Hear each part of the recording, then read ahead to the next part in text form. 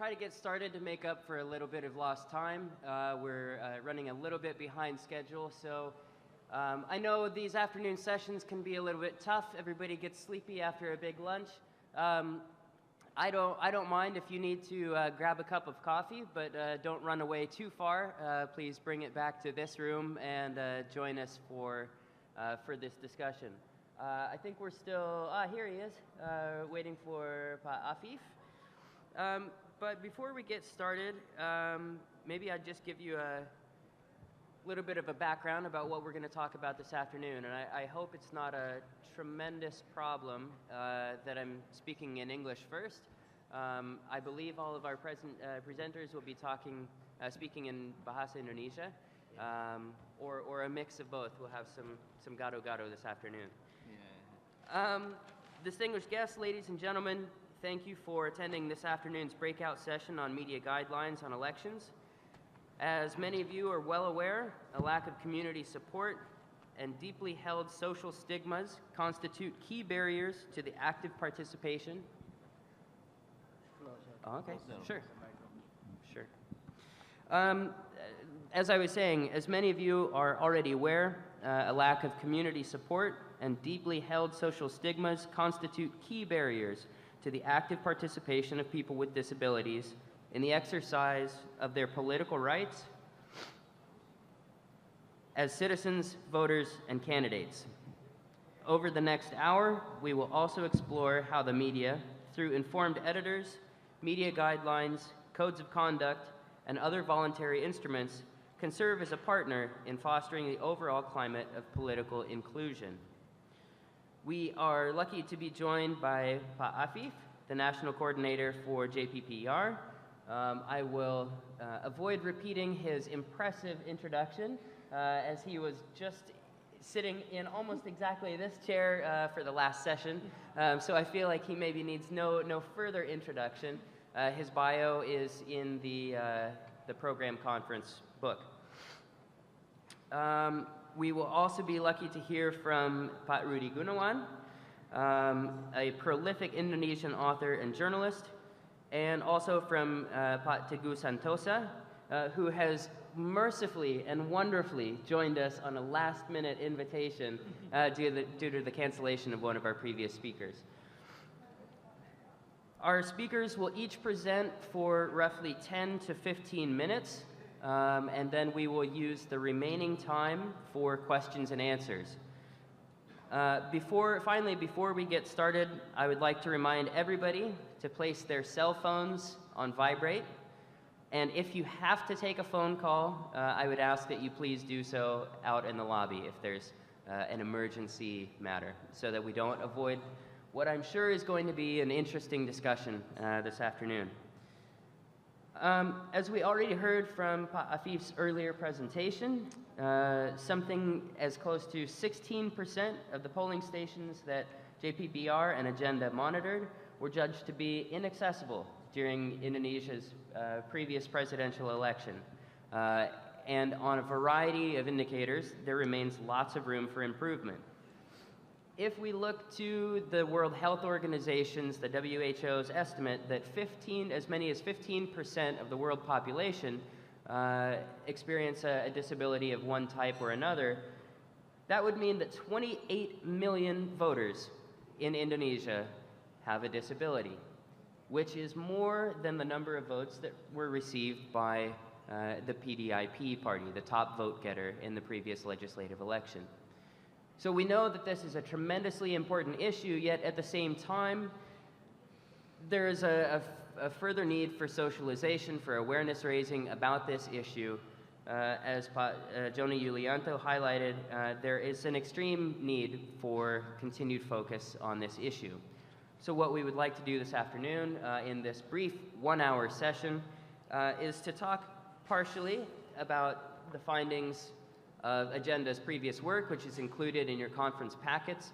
Afif was kind enough to share with us a lot of the findings from that in the previous session, but if you missed that, you may get a little dose of that again. But the report is also here in your book, in your conference materials. But what we would also like to discuss is the agenda media guidelines that have just been published within the last 2 days? 2 days. And they will be available online on the agenda website in the next day or so. So before we go any further, I would just like to say thanks to all of our panelists for their participation this afternoon. I would like to start with Pa Afif and then move to Rudy and finish with Teguh. Okay. Pa Afif, Okay. take it away. Thank you, Justin. Assalamualaikum warahmatullahi wabarakatuh. Good afternoon. I will explain our slide in Bahasa because this is very specific case in Indonesia using a lot of different terminology, and we hope that it will be can adopt it in another country. We will have some example in very specific case of the report of the news, so it's better to use in Bahasa. Thank you, terima kasih Pak Justin. Pak Justin ini bahasa Indonesia juga sangat fasih. Terima kasih Pak Teguh Santoso dan Pak Rudi Gunawan yang sudah hadir. Para hadirin sekalian yang berbahagia, semoga tidak bosan. Ini memang hasil refleksi kami. Jadi report yang baik itu tidak cukup. Dibutuhkan bantuan pemberitaan yang baik tentang apa itu pemilu akses. Setelah kita melakukan beberapa kali pemantauan, pemberitaannya itu banyak sekali. Tetapi kemudian ada beberapa pemberitaan yang bagi teman-teman disabilitas atau bagi kita ini malah misleading, malah tidak sesuai dengan apa yang seharusnya kita inginkan. Misalnya dalam contoh bahasa Indonesia, pada Pilpres kemarin intelektual disability itu bisa milih di Indonesia. Nah, ke depan di pilkada itu tidak bisa milih lagi, aturannya beda lagi. Nah, ini yang juga sedang kita advokasi. Begitu kita melakukan media gathering, kita ingin sampaikan bahwa intellectual disability can vote. Ini cerita dalam bahasa Indonesianya, beritanya ini yang agak tidak enak dibaca. Tetapi ini problem rasa bahasa ya. Jadi judulnya begini, gila, orang gila bisa milih. Nah, ini kan cara menyampaikan berita yang bisa jadi pesannya sama dengan yang lebih halus, tapi ini yang tidak kita maui. Dari situ kami di agenda berkeinginan untuk membuat bagaimana kita mengenalkan istilah-istilah disabilitas dan pemilu akses kepada para jurnalis, para wartawan. Dengan juga kita mengundang wartawan, beberapa teman untuk sharing experience tentang peliputan dia atas isu pemilu akses.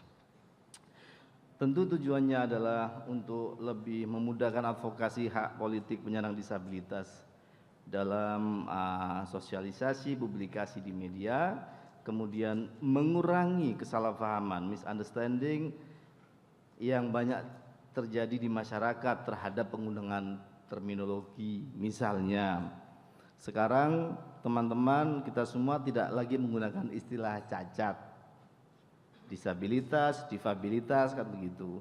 Minimal ini saja, ini sudah sangat membantu untuk lebih mensosialisasikan mana istilah yang kita pilih dan tidak kita pilih untuk pemberitaan.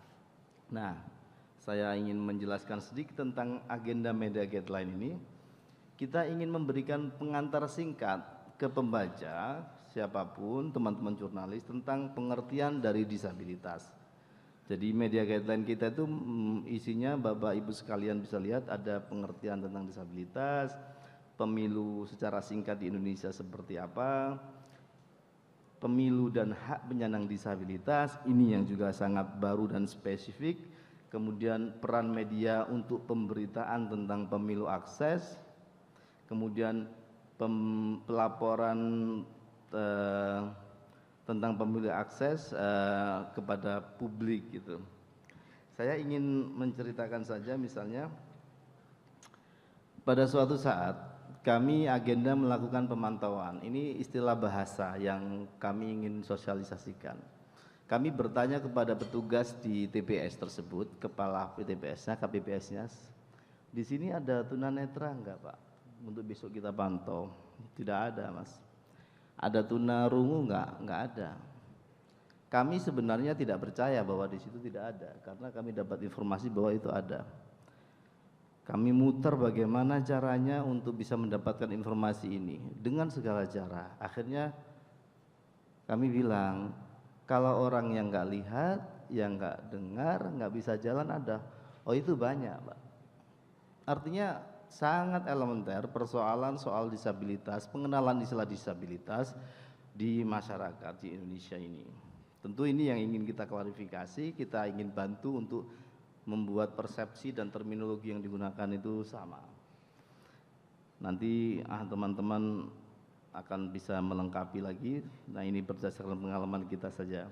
Kemudian pengenalan disability itu tentu dengan macam-macam pendekatan orang melihat disabilitasnya.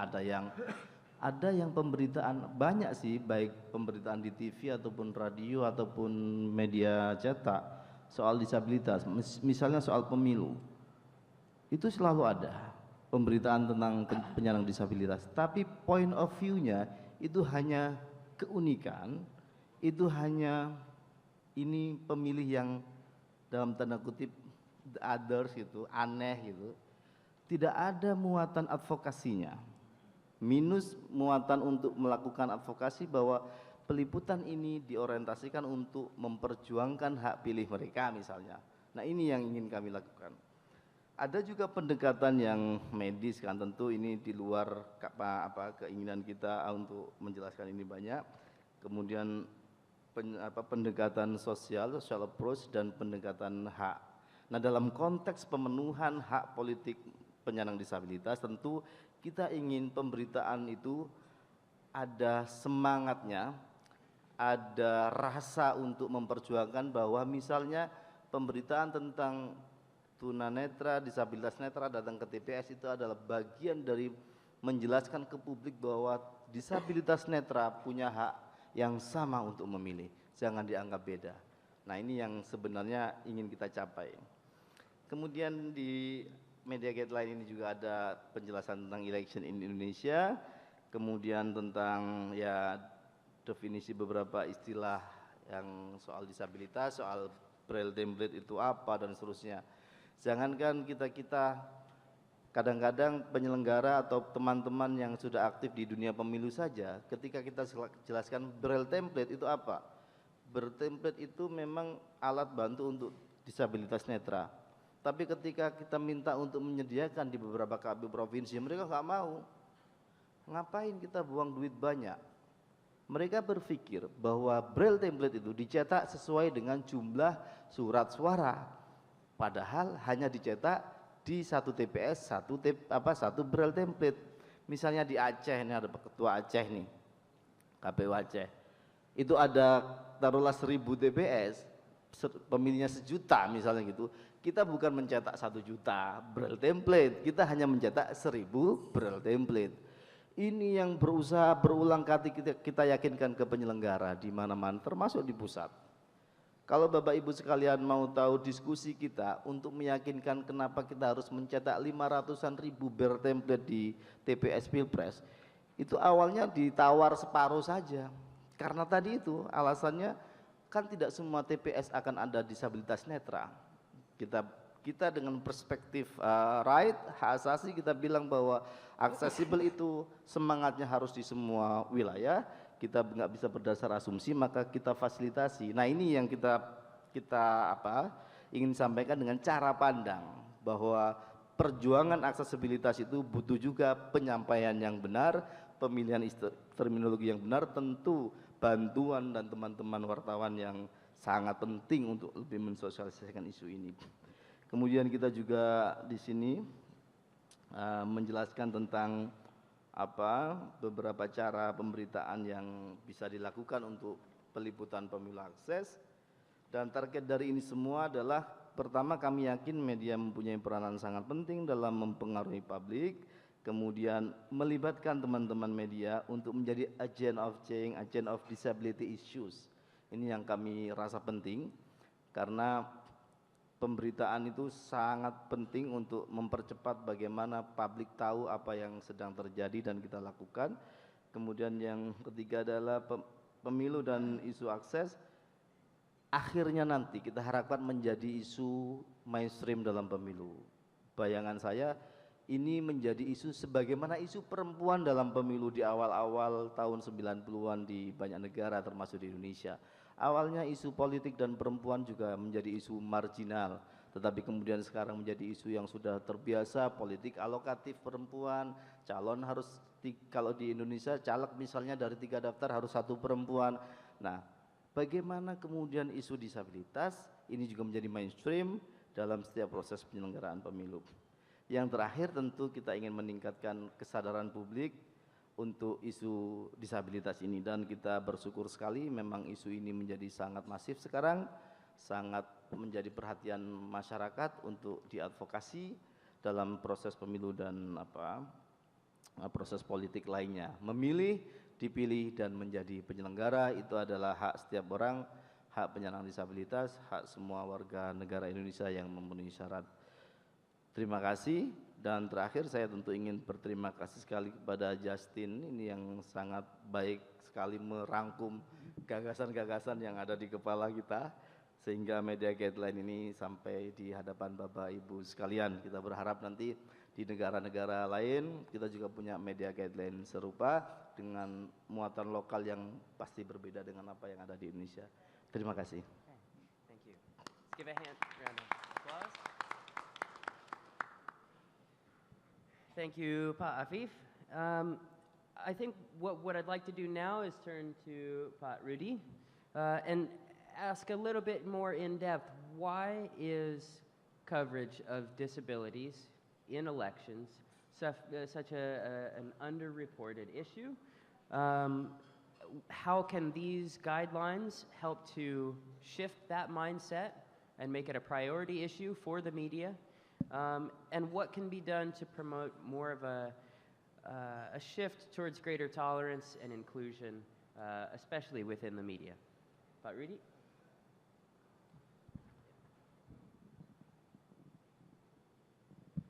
Yeah, thank you, Justin. Good afternoon, selamat sore. Assalamualaikum warahmatullahi wabarakatuh. I will speak in Bahasa, not because my English is so bad, but it's more comfort for us.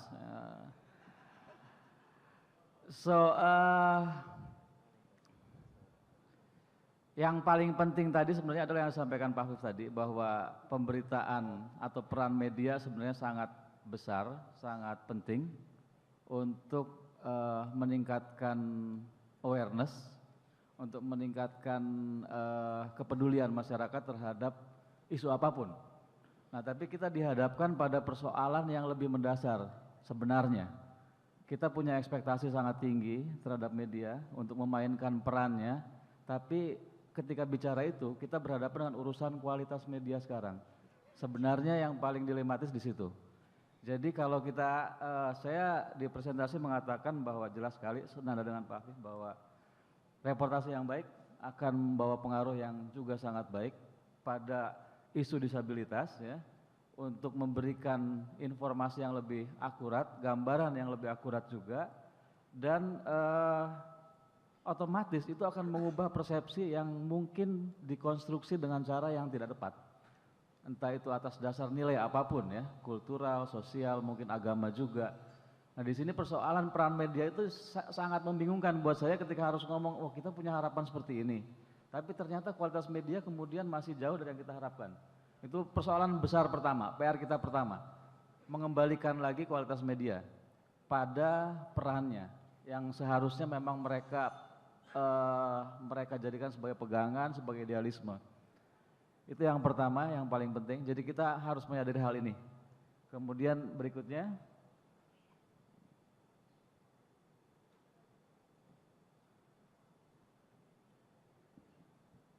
ya, membuat sebuah reportase yang baik, yang mendalam, yang investigatif itu adalah menjadi semacam nostalgia untuk media yang sekarang berkembang menjadi media online. Ada perubahan sangat besar, ada sebuah paradigma yang bergeser sangat jauh, bahkan mungkin melompat ya. Dulu kami bangga banget, wartawan generasi saya jadi wartawan tahun 90-an, lulus dari UGM kemudian langsung jadi wartawan, di kampus sudah jadi wartawan. Itu kami bangga sekali dengan profesi itu. Itu kita harus mengungkap kebenaran yang disembunyikan oleh kekuasaan atau apapun. Kemudian kita mencoba untuk memasukkan apa yang ingin kita sampaikan, apa yang ingin kita ubah melalui penggalian fakta yang akurat ya, melalui investigasi yang mendalam.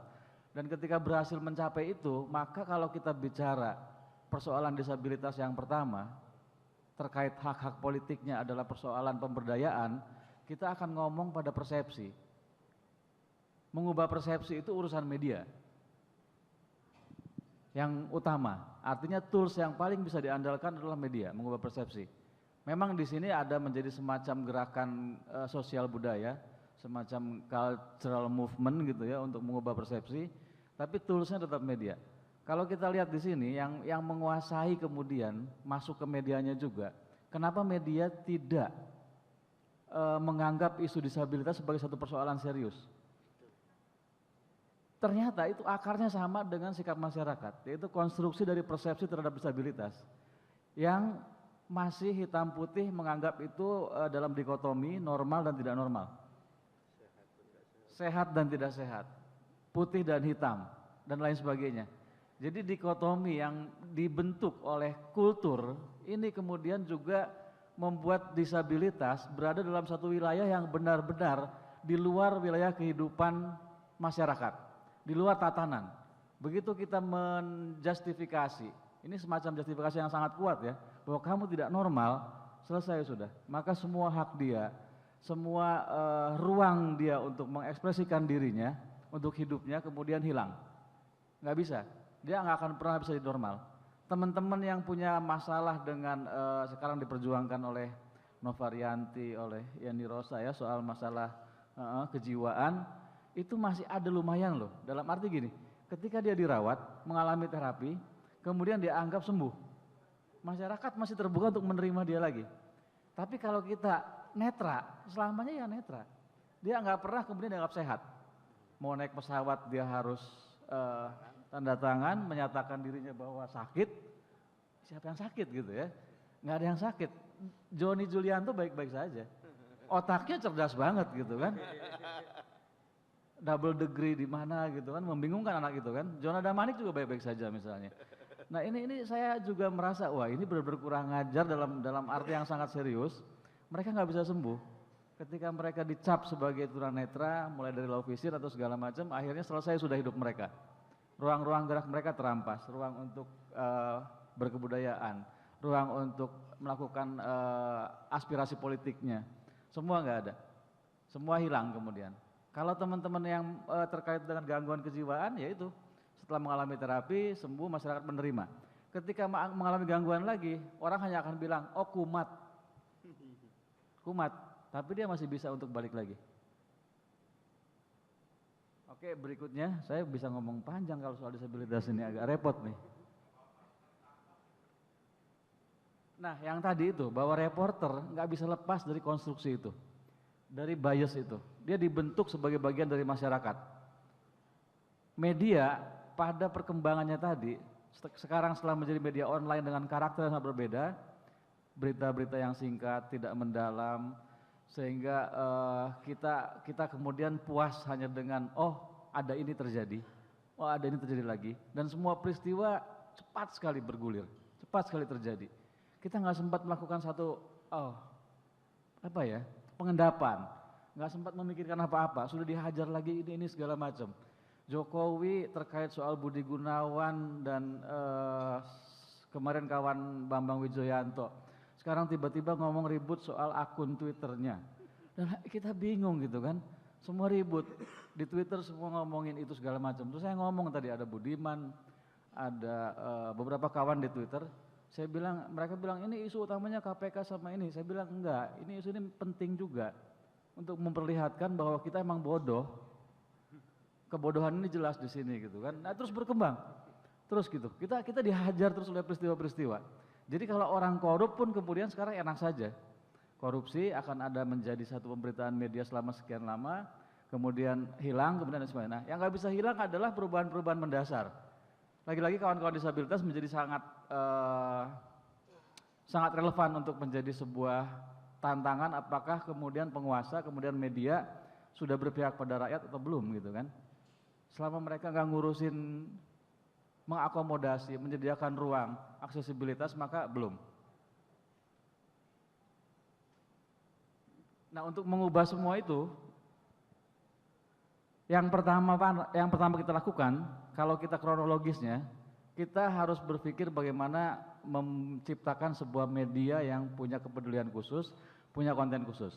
Itu yang kemudian melatar belakangi saya, memotivasi katakanlah, untuk mendirikan majalah Diva. Bersama kawan-kawan mitra netra, bersama beberapa disabilitas lain, juga sejumlah wartawan tua yang udah kurang kerjaan. Wartawan tua kasihan kalau idealis, pasti keluar dari media manapun kemudian nganggur. Kemudian jadi supir tembak misalnya gitu kan, sangat memprihatinkan. Sama dengan disabilitas wartawan itu sekarang, kalau yang idealis. Tersingkir mereka. Nah, saya mendirikan media itu kemudian ternyata memberikan satu dampak yang lumayan. Jadi dampaknya adalah media mainstream melirik isu disabilitas. Persepsi mereka bahwa isu ini tidak punya daya tarik, tidak punya keseksian, tidak punya magnitude, mulai bergeser. Ya ada juga media mainstream yang mungkin sejak awal punya satu ketertarikan cukup serius. Misalnya ya Metro TV ada Kick Andy yang ya sebelum Diva mungkin sudah mulai juga. Ketika Diva hadir semakin kencang juga.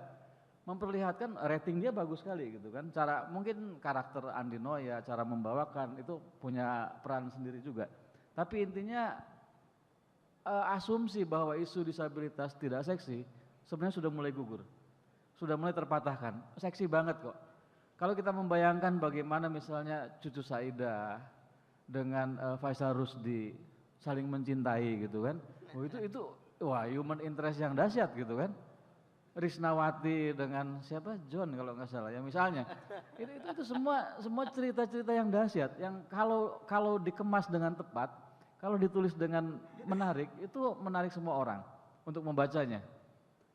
Kalau Jona misalnya tiba-tiba netra pada usia 38 tahun, loh itu perjuangannya gimana ya? Nah, kalau kita tulis itu kemudian menjadi sebuah cara untuk melakukan pendekatan dalam mengubah persepsi, maka itu mungkin akan bisa menghasilkan sesuatu.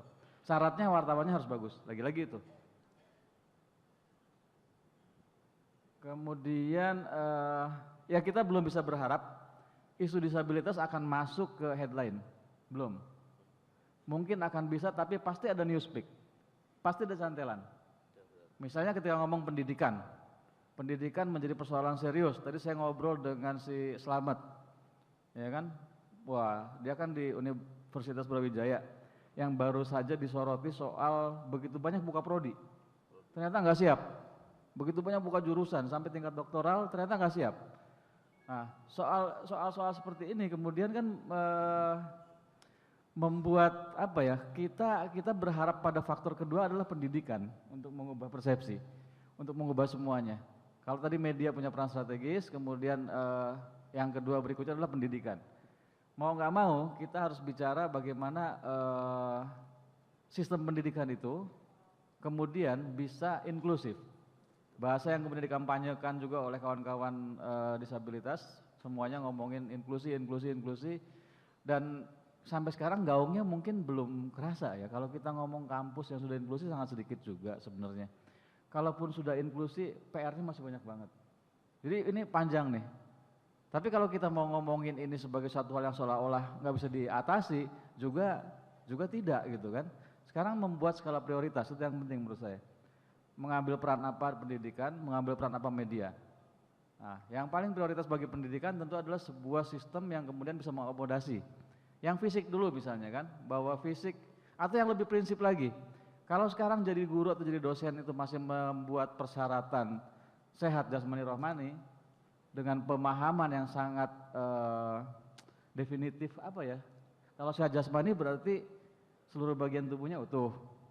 berarti dia tidak buta, berarti dia tidak daksa. Oh itu kan mesti kita koreksi dulu.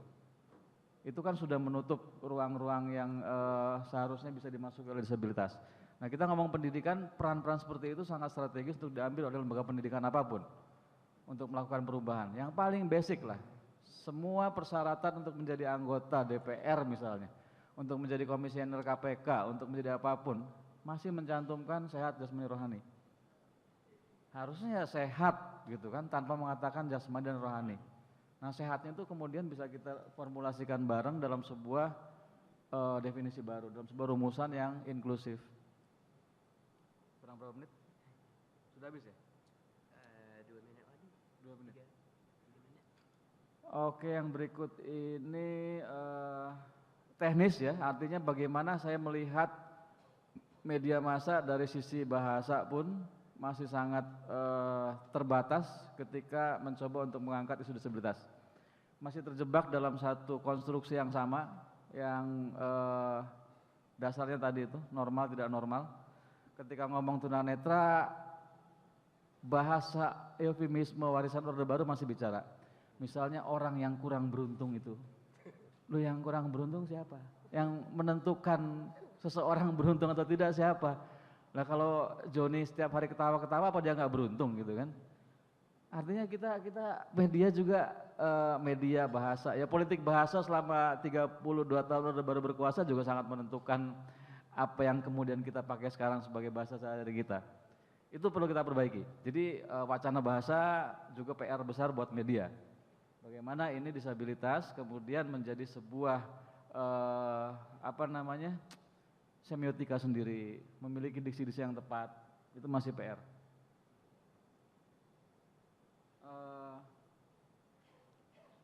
Saya kira itu saja, dan di sini kita sama-sama melihat bahwa saya selalu merasa nggak ada apa-apanya ketika bertemu dengan kawan-kawan disabilitas, dengan cukup membayangkan hidup mereka saja. Artinya kita dihadapkan pada satu situasi. Kalau selama ini yang dilakukan DIVA eksperimen adalah membuat gerakan holding hands movement. Itu gerakan sederhana saja, kita ngumpul bareng di acara lari pagi misalnya, kemudian kami membagi blindfold sama earplug, kemudian saya sama Mas Afif bergandengan tangan nih.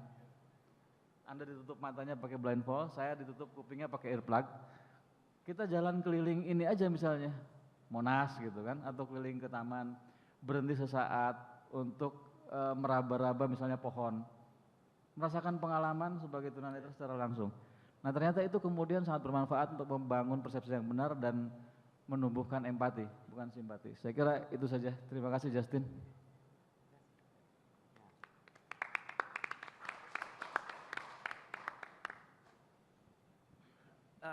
Thank you very much, Rudy.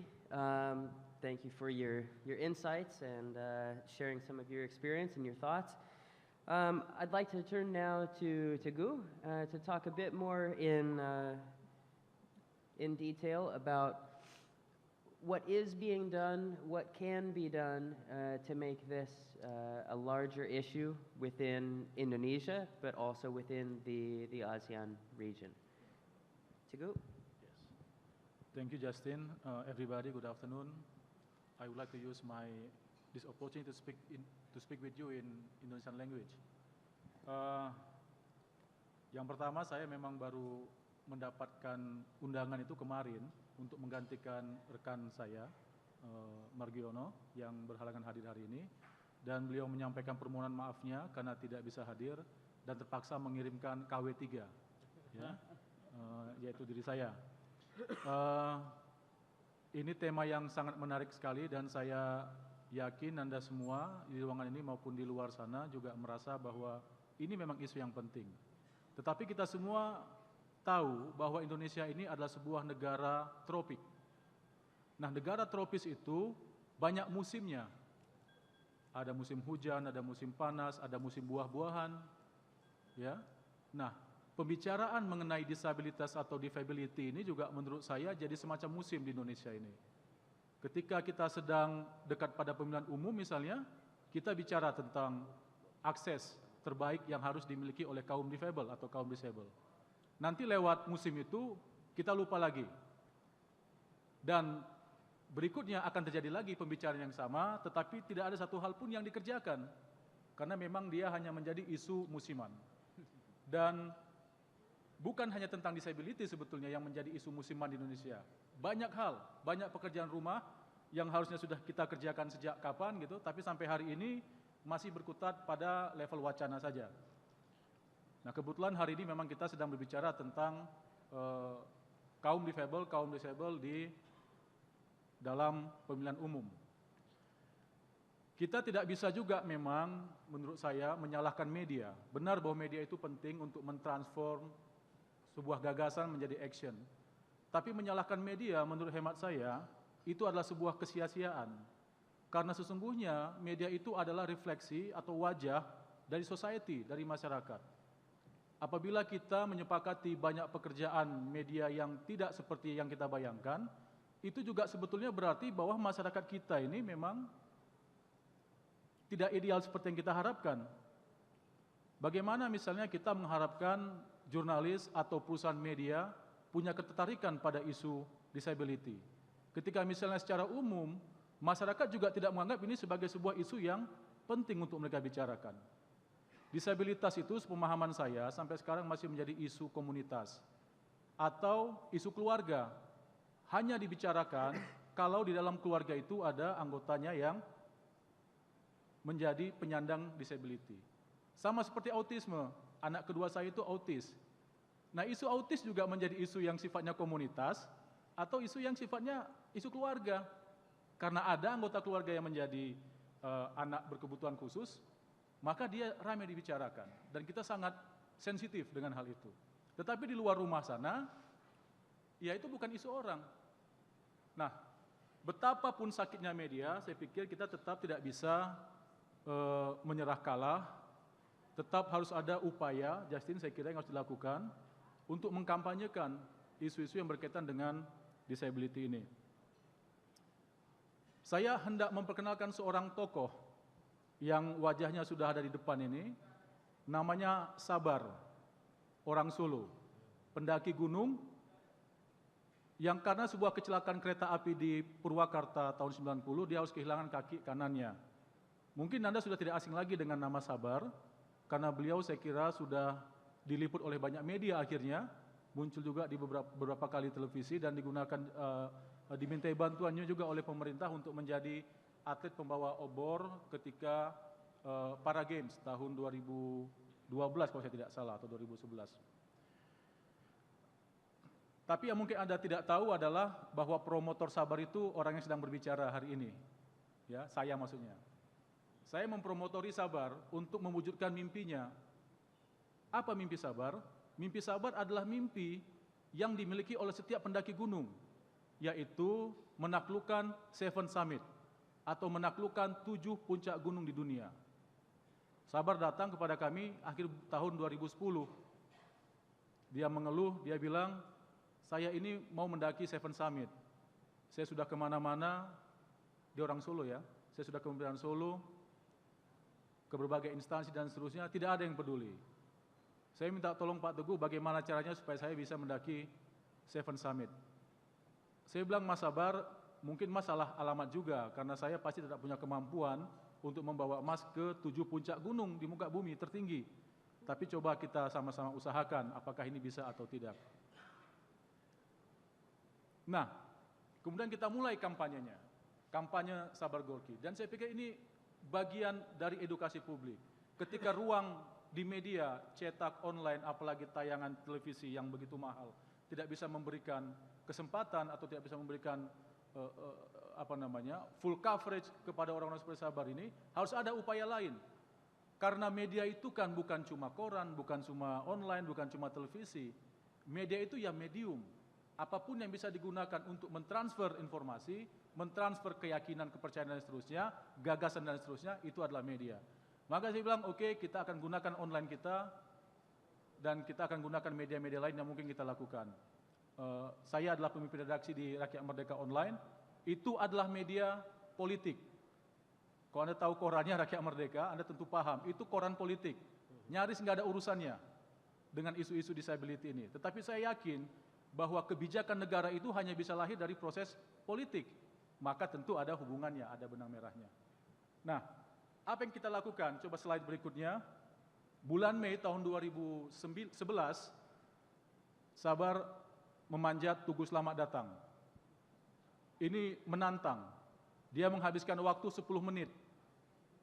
Anda tahu Tugu Selamat Datang itu ada kolamnya ya. Jadi dia berenang, naik, turun, dan berenang lagi. Itu dia habiskan waktu 10 menit. Kami lakukan pada saat Car Free Day. Sempat juga mau dilarang oleh Satpol PP waktu itu, karena dikira kita gerakan apa saya juga nggak paham, ya kan? Tapi kemudian akhirnya ini berhasil. Nah, setelah meluncurkan ini di bulan Mei, kemudian kita membawa gagasan Sabar ke puncak gunung ini, ke Seven Summit ini, ke beberapa pejabat kita. Misalnya kita pertemukan dengan SBY, Presiden ketika itu, semua tim datang, juga ini dengan SBY. Nah, yang sebelah kanan itu coba mundur sedikit. Nah, tuh, itu promotornya sebelum berusaha menjadi Surya Paloh begini. Berikutnya, nah ini di puncak Gunung Elbrus, persis tanggal 17 Agustus tahun 2011. Ketinggiannya 5.200 meter saya kira, dan saya hanya mampu ikut sampai 2.500. Nah, tapi Sabar naik, dia butuh 3 hari rasanya, dan kemudian menjadi isu sedikit lah. SBY Presiden ketika itu juga mencoba untuk berbicara langsung dengan Sabar ketika dia sedang berada di puncak Elbrus. Tapi tidak terjadi karena angin terlalu kencang, akhirnya baru bisa berbicara via telepon, itu esok harinya, ketika Sabar sudah turun ke ketinggian yang memungkinkan dia untuk berbicara lewat telepon. Nah, slide berikutnya memperlihatkan Sabar di puncak Kilimanjaro. Ini bulan November tahun 2011, di tahun yang sama. Nah, setelah 2 puncak gunung itu, Sabar belum mendaki 1 puncak gunung lagi gitu. Jadi baru 2 dari 7. Dia masih punya mimpi 5 puncak gunung. Usianya 46 tahun. Ada konsep Golden Age barangkali, dan saya khawatir Golden Age-nya akan berakhir. Dan kalau Golden Age-nya berakhir, maka mimpi Sabar akan kandas. Dan gagallah Sabar mencatatkan namanya sebagai pendaki gunung Tunadaksa pertama di muka bumi yang menaklukkan Seven Summit. Tahun 2011, tidak ada fotonya di sini, saya membantu Sabar untuk ikut kompetisi panjat dinding tingkat dunia di Perancis. Pemerintah tidak mau ikut campur. Sabar berangkat sendiri. Kami menyertai dengan doa. Di sana dia juara 4. Saya kira setelah kita evaluasi, salah satu penyebab mengapa dia kalah itu karena tidak ada ofisial yang mendampingi. Anda bayangkan, waktu babak penyisihan Sabar juara 1. Kemudian 15 besar, dia juara 1. Kemudian diambil 4 besar, dia juara 4. Dia cerita bagaimana proses dia salah pilih poin dan kemudian harus terjatuh. Berikutnya, ini waktu kita mau mendaki Monas.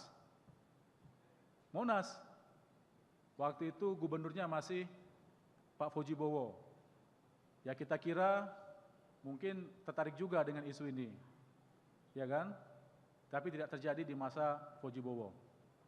Berikutnya, agak gelap, tetapi yang di sebelah kiri sana itu Gubernur Joko Widodo yang sekarang Presiden.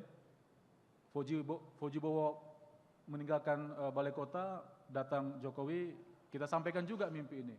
Karena ini adalah kampanye, harus dilakukan, harus diangkat. Dan kita membutuhkan endorser-endorser yang memang policy itu adalah menjadi wilayah mereka. Tapi tidak terjadi juga di zaman Gubernur Jokowi. Itu ada saya itu. Masih gondrong tapi. Nah, ini bulan Desember. Mungkin ingat, bulan Desember. Jadi waktu kita ketemu Jokowi, Gubernur Jokowi, saya malah baru nggak. Ya, waktu kita ketemu Gubernur Jokowi, kita minta tanggal 15 Desember. Karena itu kan tanggal 3 Desember hari disable. Jadi kita mau gunakan bulan itu untuk inilah, untuk pendakian Monas. Nah, Gubernur Jokowi bilang tanggal 8 Desember saja. Karena di tanggal 8 itu ada Festival Keraton Nusantara. Lah, saya senang dan dia bilang akan menjadi bagian dari festival itu. Saya senang karena pekerjaan lebih mudah kan, sehingga akhirnya Sabar dan kawan-kawan tinggal fokus pada pendakian. Tanggal 6 Desember, 2 hari sebelum pendakian, saya masih bertemu dengan Gubernur Jokowi, dan dia tanyakan kepada saya, kita jadi ya naik hari Minggu? Saya bilang jadi, nanti sore anak-anak semua bawa tali ke atas Monas. Dan Monas waktu itu lagi mati liftnya. Jadi mereka naik tangga darurat untuk naik ke atas sana. Pasang tali, Bung pasti masih ingat, talinya sudah terpasang 4 biji, tinggal didaki. Besoknya hari Sabtu, dapat kabar polisi tidak mengizinkan. Entah alasannya apa, tidak jelas. Kita nggak bisa batalkan. Akhirnya hari Minggu, kita berkumpul semua di situ, dan mengumumkan bahwa kita tidak jadi memanjat Monas. Gubernur Jokowi tidak hadir. Yang hadir 2 truk polisi, yang siap untuk nangkapin kawan-kawan kalau mereka tetap ngotot naik Monas. Gambar berikutnya, kemudian mereka deklarasi, masih ingat deklarasinya ya? Deklarasi, saya udah lupa. Penyandang cacat Indonesia. Iya, jadi kira-kira seperti itu, menggunakan format proklamasi kemerdekaan Republik Indonesia. Berikutnya. Nah, ini dengan pejabat Gubernur Ahok. Ini dengan Ahok. Ini bulan Mei. Bulan Juni itu adalah ulang tahun Jakarta. Masih pemilu nih, masih menjelang Pilpres. Jadi kita datang lagi ke Ahok. Kita bilang, Bang, ini mau naik Monas sudah berkali-kali nggak jadi-jadi. Hambatannya di sini, di situ, dan seterusnya. Nah, kata Ahok, bos, lo kalau mau panjat Monas, panjat aja. Gua kemarin juga orang Jerman lagi bersihin Monas, gue suruh panjat aja, nggak minta-minta tolong polisi. Saya bilang yang lapor polisi bukan saya, Pak Gubernur, saya gitu. Terus dia bilang ya udah panjat aja. Akhirnya kita panjat. Persis tanggal 22 Juni. Berikutnya, slide berikutnya. Nah, ini Sabar masih pada ketinggian yang tidak begitu tinggi di Monas. Ini saya foto, habis itu saya naik ke atas untuk nyambut Sabar di atas. Dia manjat Monas persis tanggal 22 Juni tahun 2014. Ada di situ, Bu? Enggak hadir ya? Iya. Berikutnya, ini Sabar setelah sukses memanjat Monas. Berikutnya. Nah, ini Sabar membacakan Sumpah Pemuda bersama yang sebelah kanan Anda tahu, Menteri Pemuda dan Olahraga yang baru, Imam Nahrawi. Berikutnya. Nah, bagi Anda yang main ke kota Solo, silahkan mampir ke kedai kopi Gorki. Itu punya Sabar. Karena setelah dia sukses mendaki Elbrus, dia dapat nama tambahan Gorki. Jadinya Sabar Gorki. Gorki itu artinya pahit. Diinspirasi oleh Maxim Gorki. Maxim yang kehidupannya cukup pahit tetapi kemudian berbuah keberhasilan. Nah, Sabar kemudian menggunakan nama Gorki itu untuk bikin kedai kopi. Nah, saya nggak tahu dia baru buka minggu ini, hari Senin kemarin atau hari Minggu kemarin. Jadi saya kira itu, dan ini kampanye besar, belum selesai, baru 2 puncak gunung tinggi, dan media memang punya banyak cara, jangan tergantung pada halaman korannya atau online-nya, tetapi lakukan hal-hal lain, karena message harus disampaikan, apapun mediumnya. Terima kasih. Wassalamualaikum warahmatullahi wabarakatuh. Ada di situ ya? Thank you, Pak Teguh. It's a really interesting presentation. I think to kind of recap, I'm getting signals from the back of the room that we are pressed for time. We're trying to catch up so that we don't run too long overall for the day. But I just want to kind of recap what we've heard, kind of going in reverse order. It seems that through these kind of high-profile advocacy campaigns, we see that issues of disabilities and overcoming challenges can be, in fact, a really sexy issue. It can attract a huge amount of media attention, national attention from everyday people on the street all the way to the presidential palace. So it's, in talking about media coverage of people with disabilities, it's saying that it's not sexy or that it doesn't sell news is obviously not a valid excuse because of outstanding people like this. Going back to Pat Rudy, talking about how perceptions have started to change. They're not all the way there yet, but that journalism continues to push those boundaries, and more can always be done, but we're starting to see some positive changes. And coming back to Afif, talking about this issue of how current media coverage focuses on people with disabilities as others, or as being odd in some way, as opposed to being normal people, but how media guidelines like the ones that Agenda has just published can really help to shift that perception. Can I ask the timekeepers in the back of the room, do we have any time for Q&A, or do we need to end this session and get ready for the plenary? We've got 5 minutes, okay. I had a question that I was going to use as the moderator of this session, but I've done quite a lot of talking already. So I'd like to open the floor to questions. If you have a question that you'd like to ask one of the panelists, please raise your hand and we'll bring a microphone to you.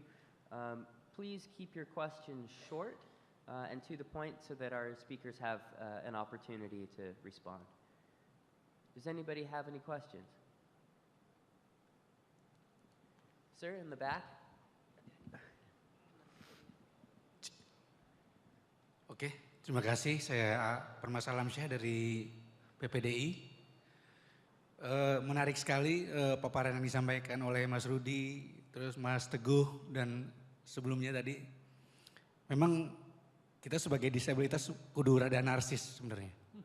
Artinya narsis untuk kaumnya, bukan narsis untuk diri sendiri. Itu saya setuju banget. Memang apalagi saya juga salah satu disabilitas yang kebetulan bergelut di bidang musik, kebetulan saya drummer. Memang kita kalau nggak begitu, nggak rada nasir untuk kaumnya, kita ketinggalan terus. Berita, Pilpres, berita, Asia, ya kan, kita ketinggalan terus. Memang kita harus begitu, harus seperti itu. Untuk kaumnya, sekali lagi bukan untuk pribadi. Ya, seperti ibu yang tadi dari Filipina waktu session keberapa tadi ya, itu saya hebat banget tuh. Dia 3 kali ikut pemilu disabilitas, kalah terus nggak apa-apa. Artinya memang satu tantangan untuk kita semua di Republik ini, di ASEAN ini, di dunia ini. Ya, mesti begitu, mesti pokoknya berusaha narsis untuk kaumnya. Saya rasa seperti itu. Kayak saya juga waktu tahun 2010, saya mau main drum 120 jam. Padahal sponsor semua udah mau, Vocari Sweat, Sosro. Cuma waktu itu uangnya kurang, jadi panitianya mundur. Saya udah latihan fisik, udah ngurusin badan ya, tapi akhirnya gemuk lagi lah sekarang. Kita mesti begitu. Saya ingin kalau mau kesampaian tahun ini sesuai dengan usia saya yang udah 50, maunya sih 150 jam main drum. Semoga tercapai, maunya sih. Walaupun udah punya anak 6, cucu 2, nggak apa-apa juga gitu. Memang kita harus narsis untuk kaum kita. Saya rasa itu. Terima kasih paparan yang disampaikan oleh ketiga narasumber. 3 apa 4 tadi ya? 3 narasumber ya. Hebat ya, terima kasih. Terima kasih juga Agenda telah menyelenggarakan acara ini dengan baik sekali. Terima kasih. Assalamualaikum warahmatullahi wabarakatuh.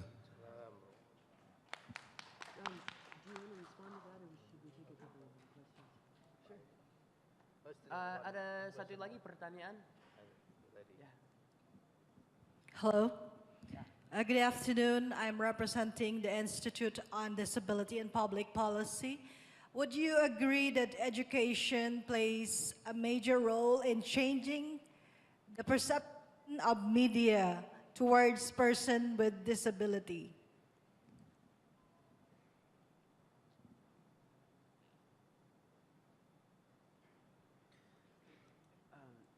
Rudy, would you like to answer the first one, and then Afif, would you like to answer the second one? About my presentation, would you agree On education.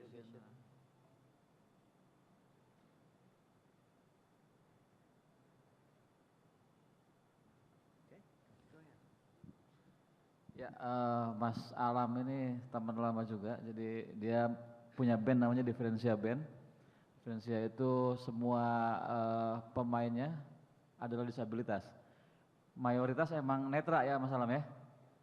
Ada juga yang daksa, tapi yang main keyboard Mas Yusak segala macam netra. Vokalisnya itu pasangannya Alam sendiri juga. Dan itu emang luar biasa lah. Kalau dia narsis itu sudah seharusnya. Alam narsis. Dia mecahin rekor muri untuk ngedrum berapa jam? Alam?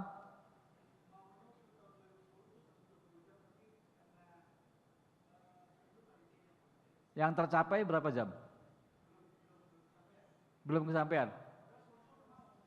Oh, yang nggak ada uangnya itu bukan sponsor namanya ya. Kalau sponsor mesti punya duit Mas Alam. Nah jadi,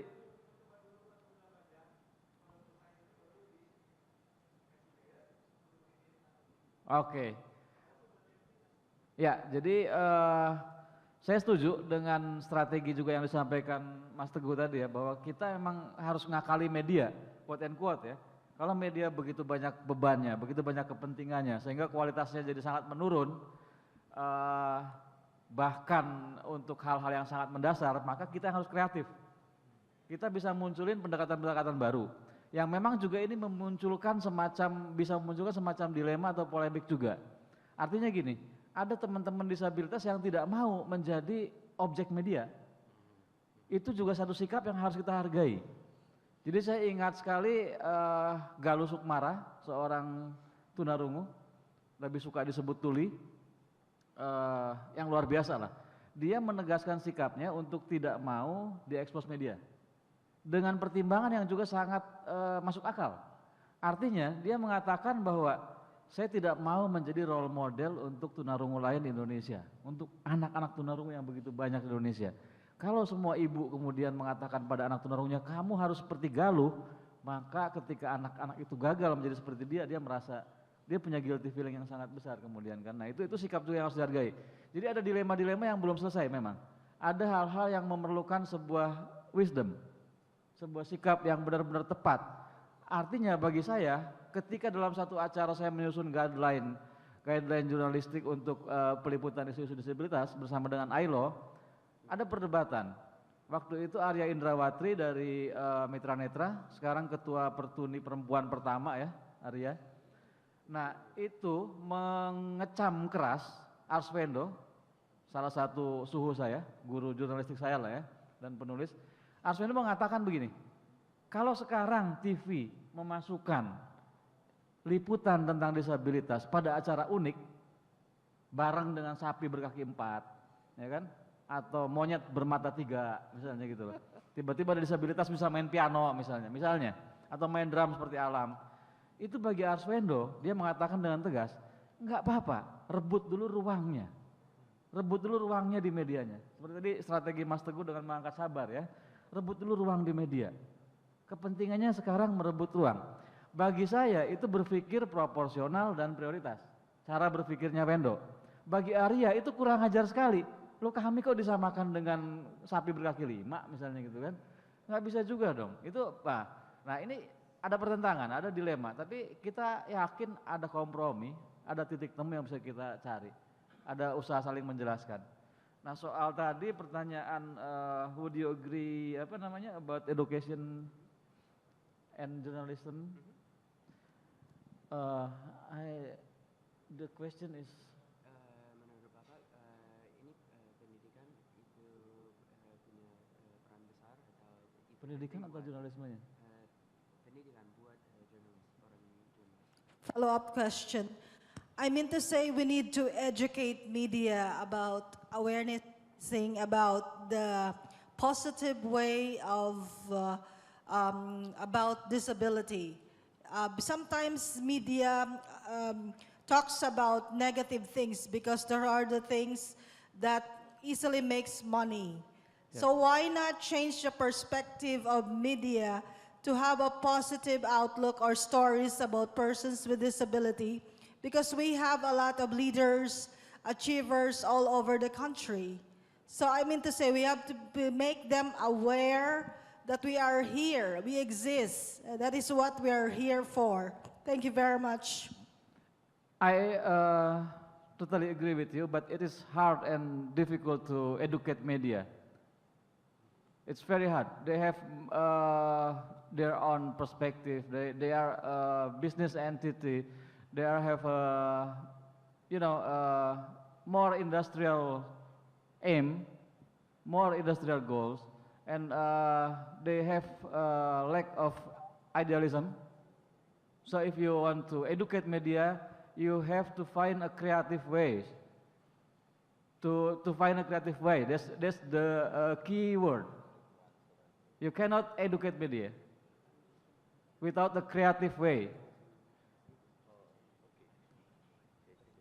So you have make approach, specific approach, good relation with the journalists from big media, mainstream media, and you just try to influence them step by step, slowly. It's take time, but you can do that. Afif, do you want to say something on that same question? Ya, itulah sebenarnya salah satu kenapa kita mau membuat media guideline ini, karena kita juga merasa bahwa kadang pengetahuan pendidikan juga memang sangat berpengaruh terhadap pemberitaan.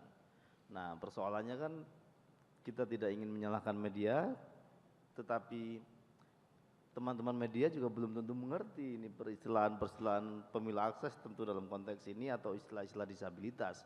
Nah, itu kira-kira yang menjadi titik penting kenapa kami melihat seperti Mas Rudi bikin panduan media untuk yang kaitannya dengan pekerjaan gitu kan, ILO. Nah, kami merasa juga istilah disabilitas ini sangat penting dan masih butuh energi kita untuk mensosialisasikan. Jadi itulah yang kami anggap kenapa media guideline ini penting bagi teman-teman media. Okay, ladies and gentlemen, I wish we could continue this conversation. I think we could go here until after the sun goes down, but I think unfortunately we've got to end this breakout session to make room for the following plenary sessions and today's closing statements. So please join me in putting your hands together for our panelists this afternoon.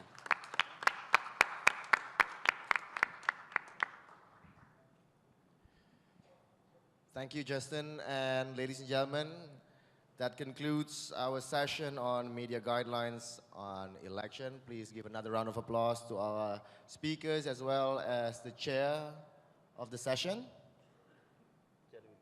May I have a round of applause, please? Thank you. And we would like again to present our tokens of appreciation to our speakers, which will be presented by Mr. Justin Snyder.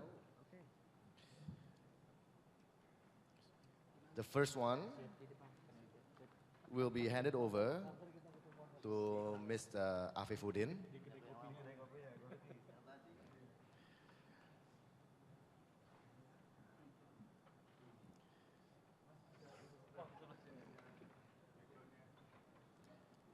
To our photographers,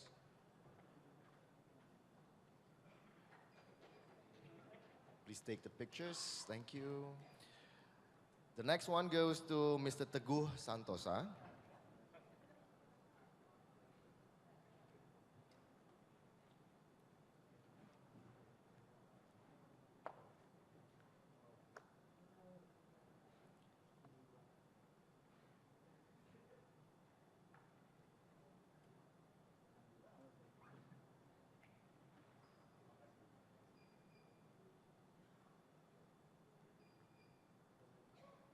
And also to Mr. Rudy Gunawan,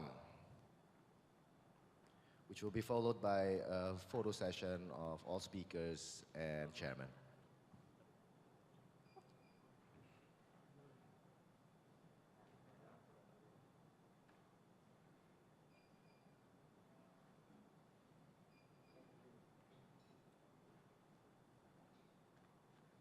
Thank you, gentlemen. Now a group photo, maybe?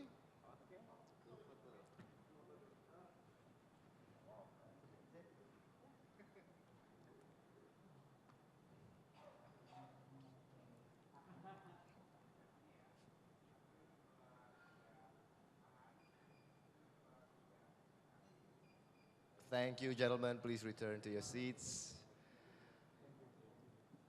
And to our friends from the press who are still inside the room and following the session,